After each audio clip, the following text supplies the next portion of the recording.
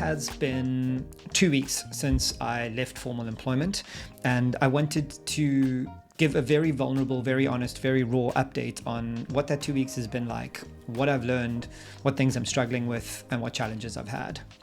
The very first thing that I realized when I woke up on my first day not being employed was how anxious and stressed I was at the idea of the routine of waking up. So waking up at a time to be at a certain place at a certain time every single day, 5 days a week for the whole year, my constitution just rebels against that. We made up these hours. Time is a made-up construct, and we adhere to this because the Industrial Revolution wanted us to work harder, faster, and for longer. So I have bucked the trend of time. I don't really adhere to a routine for the last 2 weeks.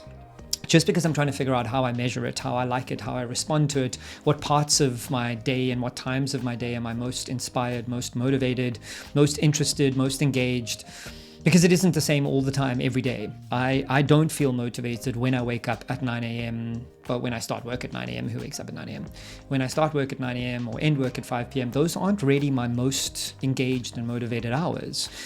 So I've been observing myself to see when that is. And sometimes it's at 11 p.m. when I'm high and I want to edit a video. Sometimes it's 6 a.m. when I wake up and I can't help myself but record a video because it's been in my brain while I've been sleeping. And then other times I feel totally unmotivated and uninspired at the middle of the day. So I just get up and go to the movies. I've seen Disclosure Day, I've seen Mandalorian in the middle of the day when there's nobody else around in a really lovely cinema, so that I can be quiet and not have people shouting at the screen. It's magic. My time is my own. It also means that I don't work 5 days a week. I work whenever I feel like I want to work.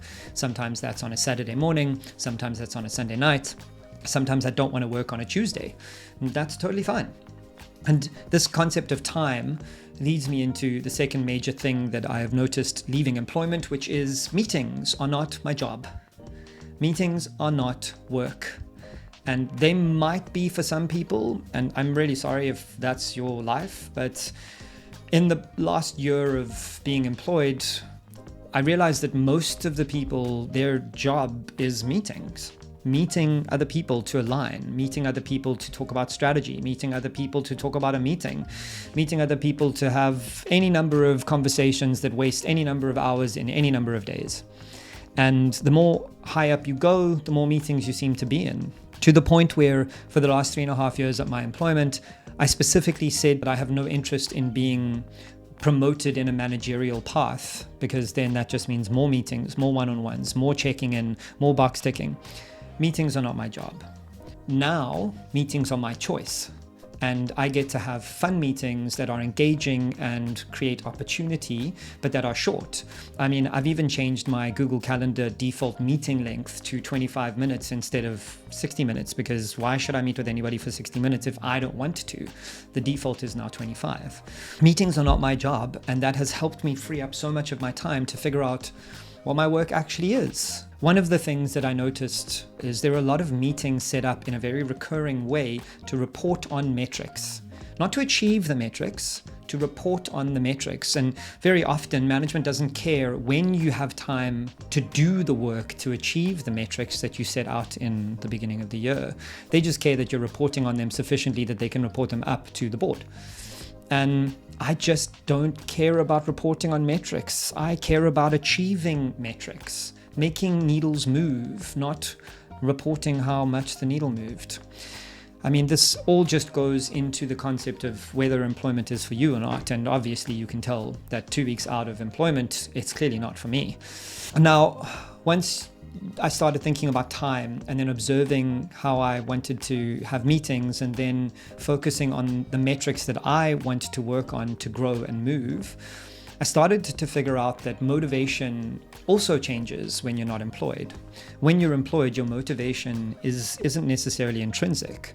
It's not natural either. Your motivation is pushed by the amount of hours you have to work. So between the hours of 9 to 5, whether you are motivated in those hours or not, you are sitting at a desk and you're doing work. And sure, an employer might say to you that they don't care as long as your outcomes are achieved.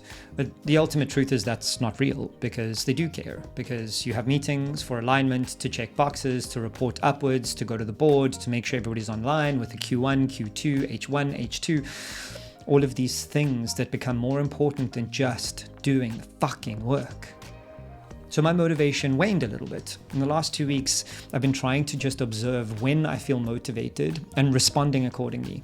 And when I fall into the habit of, oh, it's 9 o'clock, I should be sitting at my desk, I should be motivated when I'm not, I just try and take a step back and leave it like that. If I'm not motivated to work, I don't sit at my desk and force myself to work.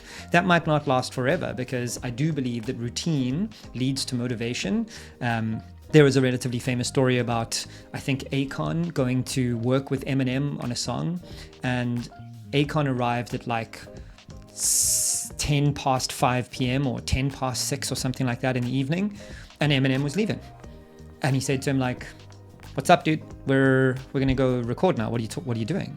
And Eminem was like, "No, it's 5 p.m. My workday's over." Because he believes that you show up and do the work and then motivation arrives. So he treats his recording as a day job, which totally fine. He's the boss, he gets to do it. That's how his routine works. But when I'm employed, it's somebody else's routine for me.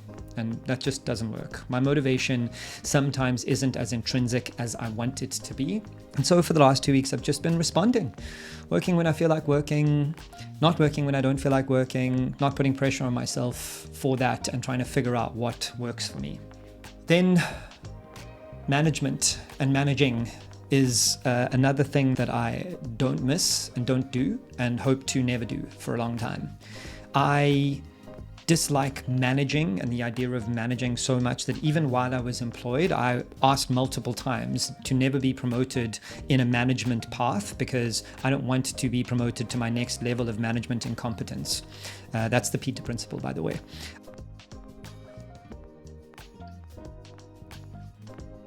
I have no interest in really becoming a manager of 60 people or 80 people or even 10 people, to be honest.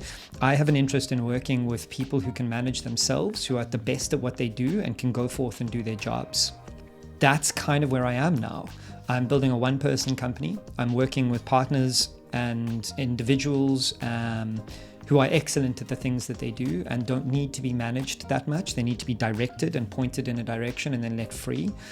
But working at a place of employment that isn't yours, that you don't own, you don't get to pick who you work with. You don't get to pick the teams or the hiring or the firing. You get to work with whoever you get to work with. And that's not really what I'm looking for. I don't want to manage stories and narratives upwards, and I don't want to manage expectations downwards. I just want to build stuff. And this has been one of the greatest unlocks for me, is if I find my motivation on a day and I know what I'm working on, I can spend 6 hours just building and never having to report upwards or downwards on what I'm doing, just getting stuff done. And just doing the work with people that I really enjoy working with has been a fascinating and memorable experience. I'm going to carry forward into the next while that I build stuff. And the final thing that I want to comment on is the re-emergence of my confidence.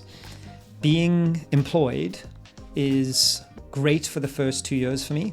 I achieved a lot with a team of really smart people, and my confidence grew. But then the company around me changed and the people around me changed, and micromanagement became the order of the day. Politics became the order of the day. And when you are being micromanaged as somebody who's got 20 years experience, lots of agency and deep curiosity, basically you're being undermined. And micromanagement from senior people who pay you a lot of money to do a job that they won't let you do destroys your confidence. And over 3 years, my confidence was slowly whittled away, chipped at, and destroyed. You eventually start thinking that nobody trusts the work that you do. Even if they do, what they're really doing is just micromanaging you so they can manage upwards. And it even gets to the level where you get to the most senior level, they've got to report to the board. So I totally understand why it happens. It's just something that I don't align with. And now being out of the micromanagement loop for 2 weeks, it's incredible how quickly that confidence bounces back. And while you get into doing the work, not managing all of the things, you realize that you do like the work. And I do know how to build stuff. And I do have an opinion on this that is the right opinion, whether somebody agrees with me or not. And I just don't have to justify that to anybody and manage the politics up and down. These are the things that I've been experiencing. I'm not saying I'll experience them all indefinitely, but 2 weeks out of full-time employment, if you are considering your own employment and whether you should stay or go, I would urge you to look at the variables aside from just money. Because money is one of the things that a job gives you. It's one of the things that kept me in my job. But ultimately, I don't think it's the thing that keeps you in a job. Because I know lots of people in jobs that pay them a lot of money who hate 8 hours of their day every day, 5 days a week. I'm not willing to live a life like that, and I don't think anybody should.